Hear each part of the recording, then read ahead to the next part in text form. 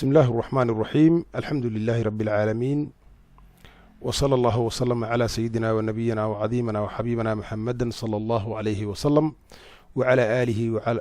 آله وأصحابه ومن تبعهم بإحسان إلى يوم الدين.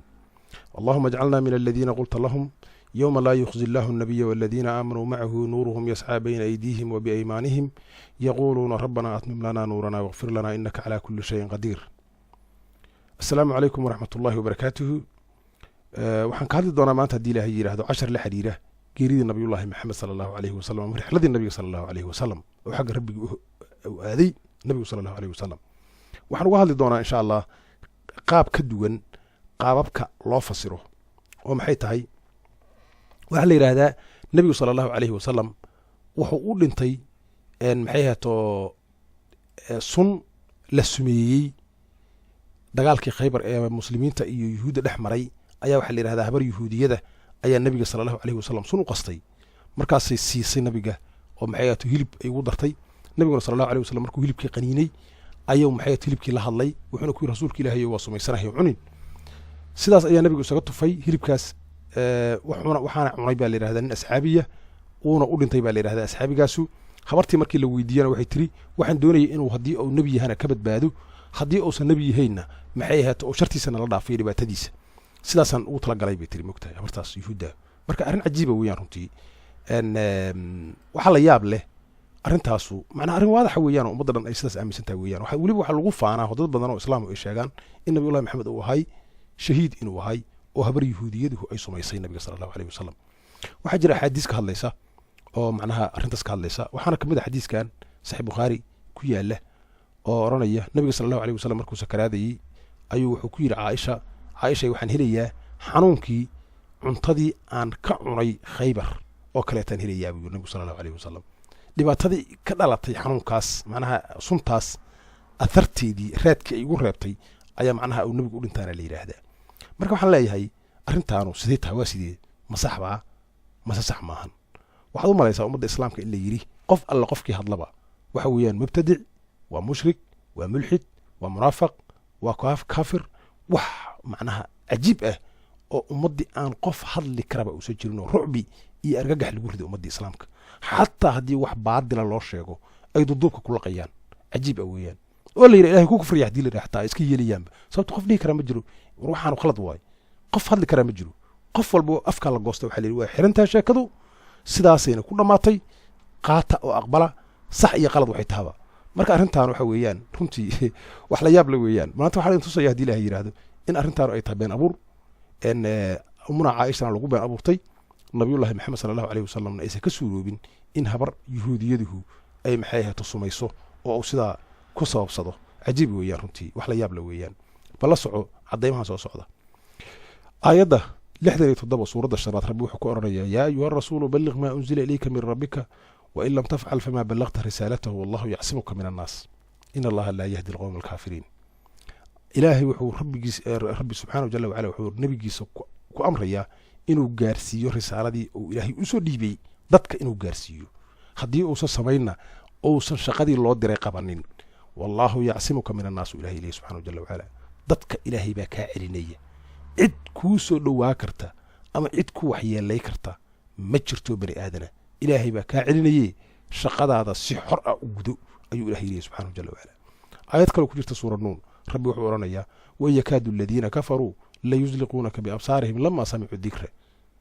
kuwii kufaar tahay waxay dooneen indhahooda inay kugu habaaraan, macnaha kuwo indhaha dadka ku habaara oo markay fiirshaan qofka ama wax ku tilmaamaan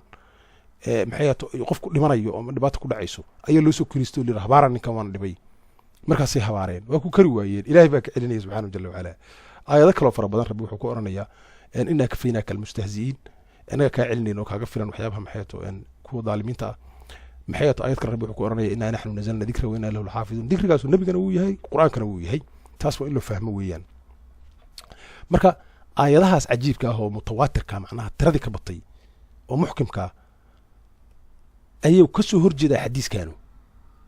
qofkii yidhahda war xadiiskaanu aayado qur'aan ka soo horjeedaa ma daalima, ma dembi uu sameeyey? maya, xashaa lilah. aayad qur'aana iyo xadiis markay iska hor yimaadaan oo isqabanayaan oo marnaba aysan isla soco karinin, xadiiska ayaa meesha laga saaraya. xadiiskaanu wuxuu dhiiri gelinayaa yuhuudda afkaartooda iyo kuwa islaamka necab iyo kuwa nabiyullaahi maxamed necab iyo maxay ahayto dadka qalbiga ka jiran oo diinta islaamka cadowga ku ah ayuu dhiirigelinaya xadiiskan macnaha ma ahan wax u danaynaya islaamka ma ahan in la yidhaahdo habar yuhuudiyada ayaa nabiyullaahi maxamed dishay oo uu sababsaday way sumaysay marka waxay ku dacwoonaysay haddii inuuna dhaafo macnaha hadduusan nebi yahayn markaas waxaa la leeyahay habartaasuu ku shahiiday oo macnaha war shahiid meesha ma yaallee islaamow caqliga ka shaqaysiiya oo cilmiga ka shaqaysiiya arrintaanuna waa arrin dulm ah gef ah macnaha marnaba aan bannaanayn weeyaan jawr iyo maxayaato ihaana ah weeyaan islaamka ku ah runtii marka waxaa la isweydiin karaa nabiyullahi maxamed sala allahu alayhi wasalam ma yaqiinay cimrigiisa ma yaqiinay nabiyullahi maxamed sala allahu alayhi wasalam xaqiiqdu waxay tahay haah wuu yaqiinay nabiyullahi maxamed sala allahu alayhi wasalam xaajatulwadaac uu ka hadlay wuxuu ka hadlay quraan fara badana ka hadlaya alyawma akmaltu lakum diinakum waatmamtu calaykum nicmatii waraditu lakum alislaama diinan idaa jaa nasrullahi walfatxu wara'ayta annaasa yadkhuluuna fi diini illahi afwaajan fasabbix bixamdi macnaha tilmaamaha iyo calaamadaha la siiyey nebiga macnaha wax xisaabi kara maaha wuu ogaa nebiga inuu dhimanayo sala allahu alayhi wasalam xaqiiqa wuu ogaay marka habaraa sixirtay oo sixirkii u dhintay macnaha waxaa shaki la gelinayaaba nebinimadii nebiga sala allahu alayhi wasalam inaa lilahi wa inaa ilayhi raajicuun waxaan kaloo intusaya maanta haddii ilahay yidhaahdo wax la yaab lahan intusaya maanta nabiga sala allahu alayhi wasalam si mubaasharaa ayuu qur-aanka ugu jiraa cimrigiisu si macnaha xaqiiqa ah ayuu ugu jiraaba waxaad arkaysaan suuraddan la yidhaahdo suura ruba soomaalida u taqaano ama la yidhahdo suura xijri waxaa ku jira waxyaaba cajiibha ku jira aayadda 9aad rabbi wuxuu ku oranayaa inaa naxnu nazalna dikra wa inaa lahu laxaafiduun waxaa laga yaabaa dad fara badan inay dikrigaas u maleeyaan qur-aanka keliya ma ahan dikrigu waa nabi maxamed iyo qur-aanka weeyaan nabi maxamed waa qur-aankuna waa nabi maxamed sala allahu alayhi wasalam marnaba kalama haraanba qofkii isku daya inuu kala qaado oo uu diido nabi maxamed qur-aankana maxay ahato uu yidhaahdo qur-aanka iyo nabi maxamed waa kala gaar waa qof junuun ku jira wey qof waalan weeyaan runtii qof iyo maahan sababtu qur-aanka la-aantiis nabi maxamed lama arkeen nabi maxamedna lama arkeen qur-aanka la-aantiis macnaha waa isku xiran yihiin marnaba lama kala saari karo allahna meelo fara badan uu ku dhaartay inahu laqawlu rasuulin kariim uu leeyahay allah subxanahu jalla wacala dhaartii ugu weynad uu ku dhaartay falaa uqsimu bimaa tubsiruun wamaa laa tubsiruun inahu laqawlu rasuulin kariim cajiib marka qur-aanka iyo nabi maxamed marnaba ma kala socna arrintaa waxaa weeyaan marka xifdintan ayaa ilahay u ballan qaaday nabiga sala allahu alayhi wasalam iyo qur-aankaba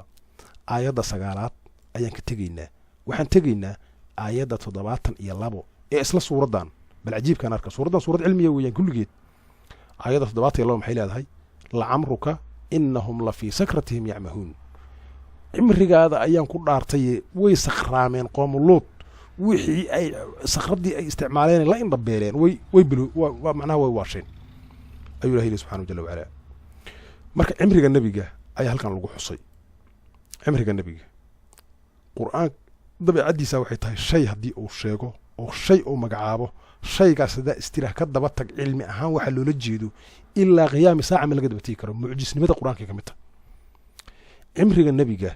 ayaa halkan ku taalla macna la-aan looma sheegin yaa aayadda 9aad waxaan ku aragnay inuu ilaahay xifdinayo nebiga sala allahu calayhi wasalam qur-aankana uu xifdinayo 72 iyo 9 waxaa u dhexeeya 63 sannadood marna waxaa u dhexeeya 62 sannadood haddaad halkaas ka bilowdo aayadda 71 ee aad geyso aayadda 10aad ee suuraddan 62 aayadood ay noqonaysaa haddaad ka soo bilowdo 9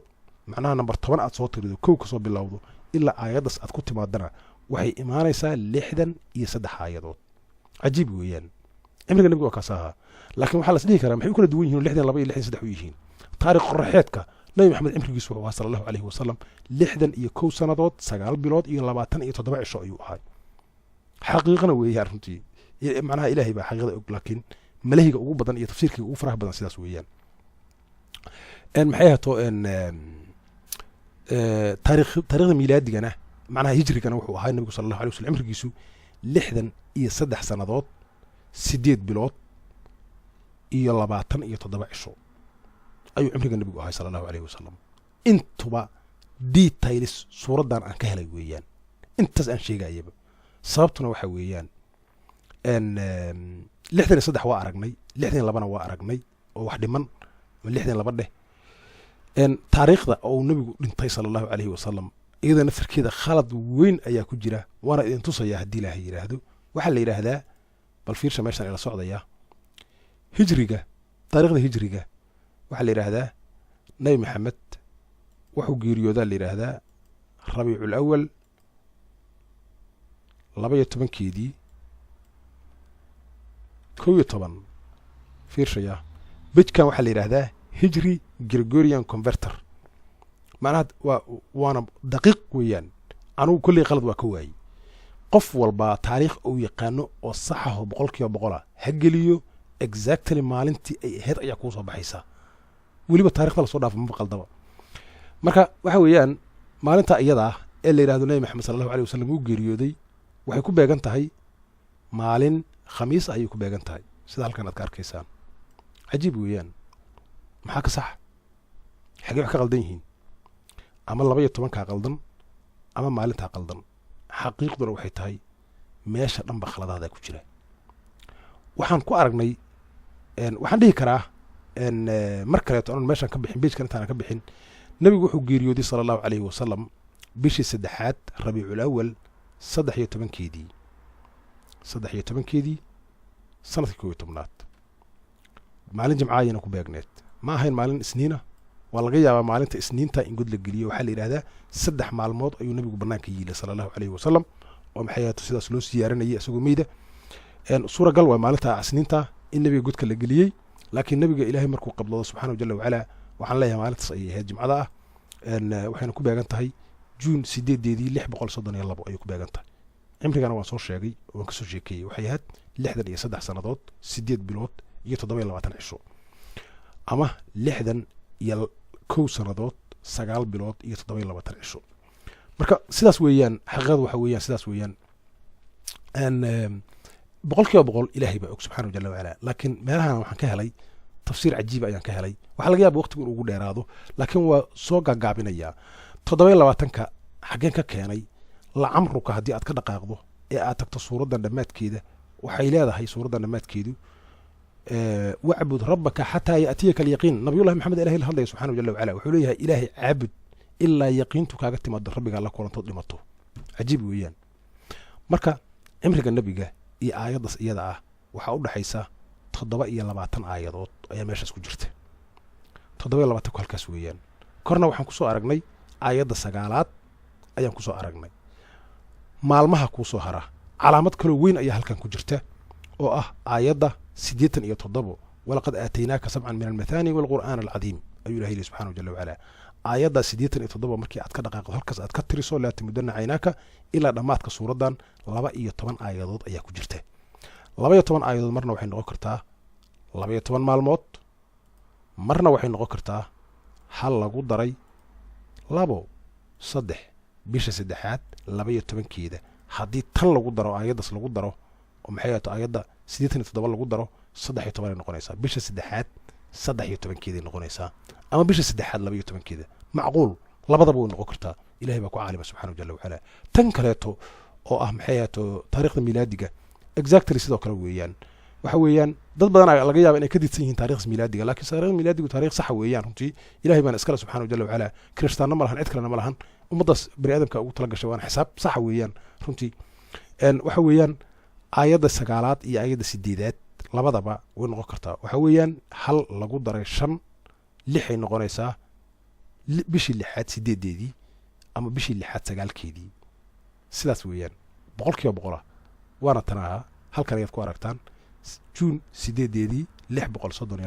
632 naftirkeeda waan ka helay xisaab ahaan uga helay laakiin 10ka ugu dheeraanaya taariikhda hijrada ee 11 sana exactly waan ka helay iyada naftirkeeda oo taariikh xisaab ahaan uga helay suuradda naftirkeeda ayaan uga helay marka sidaas ayaan jeclaysay inaan soo gudbiyo haddii dad ay yiraahdaan nabi maxamed isniin uu dhashay isniin uu dhintay taas waxaan leeyahay allahu aclam xaqiiqada noocaasa waxaan kaloo leeyahay maxay ahayd nabiyullaahi maxamed 12 bisha rabiicul awal 12keedii dhalashadiisii rabiicul awal 12keedii dhimashadiisii macnaha taariikhdaas waxbaa ka qaldanaan leeyahay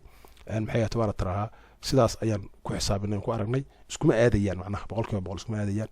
wallahu aclam xaqiiqada waxaan jeclaysay intaas inaan soo gudbiyo runtii arrin ay dhibtay oo macnaha aan ka xanuunsaday in ummadda islaamka ay macnaha ka dhimatay xagga macnaha fahamka saxdaa oo la yidhahdo shaygan war shaygan horta sax maya wax walba ina loo sheega maahan